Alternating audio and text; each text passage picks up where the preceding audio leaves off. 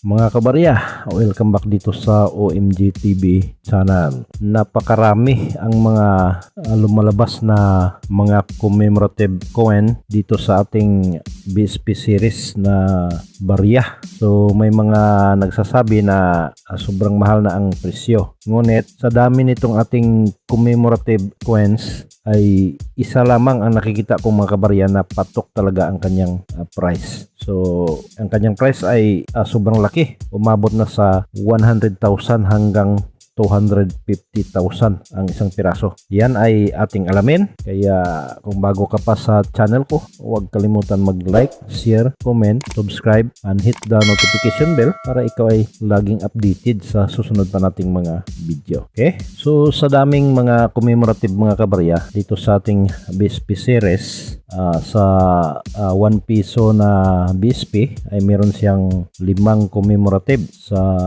5 piso naman meron siyang 2 at saka sa 10 piso ay 4 din ang ating commemorative coins. So lahat yan mga kabarya ay susubukan natin na alamin ang mga detalye ng mga commemorative nagmula sa 1 piso hanggang sa 10 pesos. So medyo mahaba-haba ang ating video ngayon mga kabarya, ngunit ay bibilisan lamang natin.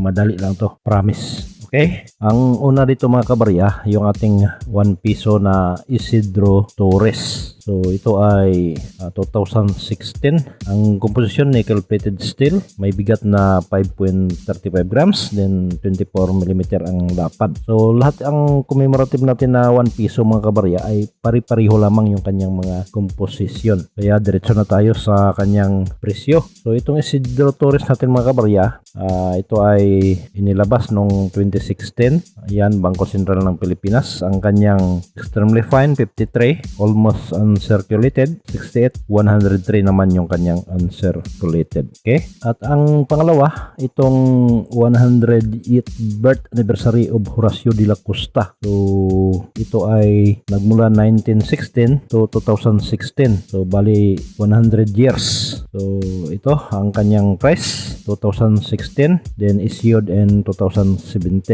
Almost uncirculated 910, ang uncirculated 103 pesos. So pareho lang yung dalawa mga kabarya na commemorative. At ang number 3, commemorative ni Jose Rizal, ito ay 158th anniversary of birth of Jose Rizal. So yan ang taon na nilabas ito mga kabarya, 2011. So meron siyang mintage na 10 million piraso. Ang very fine 62, extremely fine 62, almost uncirculated 70, then ang uncirculated naman niya ay 70. So medyo mababa siya mga kabarya kisa doon sa dalawa. At ang number 4, ito naman mga kabarya ang commemorative ni Artemio Ricarte, 150th birth anniversary. So nagmula sa 1866 hanggang 2016, 150 years. So ayan 2016, Bangko Sentral ng Pilipinas. Almost uncirculated 68 pesos. Ang uncirculated is 103 pesos. At ang panglima, ito yung commemorative issue ng chairmanship of ASEAN in 2017. So ito ay nilabas noong 2017. Meron siyang 10 million na mintage. Ang price niya mga kabarya sa extremely fine 62, almost uncirculated 62, at 100 pesos naman yung kanyang uncirculated. So yan yung ating mga commemorative sa 1 piso. At ang commemorative naman ng ating 5 piso na BSP, ito ay dalawa.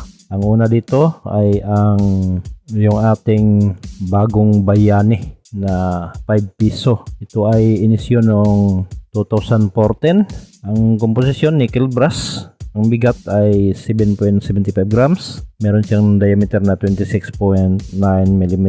Then ang kapal naman ay 1.9 mm. Ito ay bagong bayani. At ang presyo niya mga kabarya dito sa kanyang numismatic value, ito ay 2014. Ang very fine 23 pesos, extremely fine 47, almost uncirculated 107, uncirculated naman niya ay 107. Yun ang isa nating commemorative na bagong bayani. At ang pangalawa mga kabarya, itong commemorative na 5 piso Liti Gold Landing. So ayan pareho lang ang komposisyon, nickel brass. Ito ay may larawan ni US General Douglas MacArthur and the Philippines President Sergio Osmeña wading ashore in the Liti. In background, in very small letter text of the anniversary. So yan ang makikita mo sa kanyang harapan. Ito ay inisyu din noong 2014. Ang extremely fine is 63. Ang almost uncirculated 92. Uncirculated niya mga kabarya ay nasa 100 pesos. So yan ay medyo mababa ang value kasi yan ay ang kanyang numismatic value. So iba yung presyo ng numismatic mga kabarya sa numista, iba din ang presyo ng ating mga kolektor. At saka yung lalo na yung presyo sa online sobrang mahal na din. So ang next natin ay yung ating 10 piso. Sa 10 piso naman mga kabarya, meron tayong 4 na commemorative na sabay-sabay na inilabas ng BSP. So ang una dito, itong ang commemorative ni Apolinario Mabini. So ito ay ginawa din noong 2014. Ang komposisyon, bimetallic nickel brass center in copper nickel ring. May bigat na 8.7 grams. 26.5 mm naman ang kanyang lapad. Then ang kapal ay 2.2 mm. So ito ay 158th anniversary of the birth of Apolinario Mabini. So ayan ang price niya mga kabarya noong 2014. Ang extremely fine 75 pesos. Almost uncirculated 75 pesos. Uncirculated na sa 108 pesos. So ayan ito yung ating unang commemorative na 10 piso. At ang pangalawa, ito ay commemorative issue 158th anniversary of birth of Andres Bonifacio.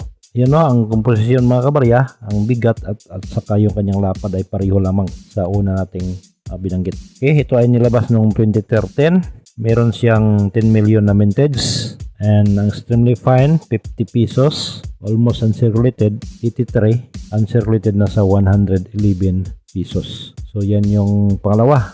At ang pangatlo mga kabarya, itong commemorative ni General Antonio Luna, nagmula 1866 to 2016. So yan 150 years of General Antonio Luna. Si Antonio Luna ay against the United States. Lumalaban siya laban sa United States. So ito ang mga presyo ng 2016. 10 million ang mintage. Ang extremely fine is 73 pesos. Almost uncirculated 73 pesos. Ang uncirculated naman niya mga kabarya ay nasa 131 pesos. So yun ang pangatlo. At ang pang-apat naman natin na commemorative, ito yung 10 piso commemorative ni Miguel Malvar. So ito ay 150th anniversary of the birth of Miguel Malvar. So yan, nilabas ito noong 2015. So nagmula 1865 hanggang 2015, 150 years of anniversary. So ito mga kabarya, ang presyo niya, meron siyang mintage na 10 million at ang very fine 61 pesos, extremely fine 61, almost uncirculated 98, and ang uncirculated naman niya ay 113 pesos. So yan ang mga presyo ng ating mga commemorative coins na 10 piso. At idagdag ko na rin dito mga kabarya itong 10 piso People Power Revolution. So isa din to sa commemorative. Ang kanyang composition, nickel, ang bigat 22 grams, 36 mm ang lapad, 3.0 mm ang kanyang kapal. So ito ay commemorative issue February 22 to 25, People Power Revolution. So yan nilabas ito noong 1988. Ito ay Royal Mint. Meron siyang 2 million ang mintage. Ang very fine 63 pesos, extremely fine 125, almost uncirculated 125, uncirculated 125. So nasa 125 ang kanyang price. So yan yung ating mga commemorative mga kabarya. At ang sabi ko kanina na yung presyo nitong ating mga commemorative ay lumagpas na sa 100,000 at umabot na sa 250,000. Yun ay alamin natin sa presyo niya dito na makikita natin sa mga selling online. So yan mga kabarya. So marami dito sa selling online na presyo na sobrang laki ang halaga. So example na dito yung sinabi ko kanina na lagpas na sa 100,000. So sa lahat ng mga commemorative mga kabarya, yung mga error ang may mga malaki ang halaga. So ang mga error na hindi basta-basta mga kabarya, yung error na matindi, yun naman siya ang may matindi rin na presyo. So ito may ilang mga larawan dito na ipapakita ko sa inyo galing online at dito natin makikita ang kanyang presyo kung magkano na rin ang halaga. Okay, so ilang piraso lang ito mga kabarya kasi sobrang haba na ng ating video, kaya diretso na tayo doon sa ating main point. Okay, so itong una ko nakita mga kabarya, meron siyang 8,000 na price. Ito ay 10 piso error, at saka yung ating 5 piso na commemorative coin General MacArthur, 1,000 naman yung kanyang price. Ito na yung sinasabi ko kanina mga kabarya na sobrang taas ang kanyang presyo. Ito ay multiple error, 10 piso 1866 to 2016 General Antonio Luna commemorative coin, doubling die error. So napakarami ang error nito mga kabarya, ngunit ayan makikita naman natin sa larawan kung ano ang kanyang mga error. So ito ay nagkahalaga ng 120,000 pesos. Napakalaki, napakataas ng kanyang presyo. So ito yung isa sa sinasabi kong sobrang patok ang presyo itong ating commemorative coin. So meron pa dito mga kabarya, ito rin ay General Antonio Luna. So sinasabi rin dito na multiple error. Ang kanyang price naman mga kabarya ay umabot na rin siya sa 250,000 pesos. Okay, so yan lang muna ang ipapakita ko sa inyo mga kabarya kasi sobrang haba na ng ating video at makikita nyo naman yan sa online kung hanapin nyo. So may mga detalye yung mga error niya mga kabarya kung bakit sobrang taas na ng kanyang presyo. Kaya kung gusto nyong hanapin ay punta lamang kayo dun sa mga seller online at saka hanapin nyo. So yan lang muna ang ibigay ko sa inyo at maraming salamat sa panonood. Huwag kalimutan ang OMG TV channel. Sana ay palagi nating suportahan. Yung hindi pa nakapag-subscribe, pwede kang mag-subscribe para lagi kang updated sa mga future video nating ma-upload. Okay, so maraming salamat sa panonood and magandang araw sa lahat. God bless.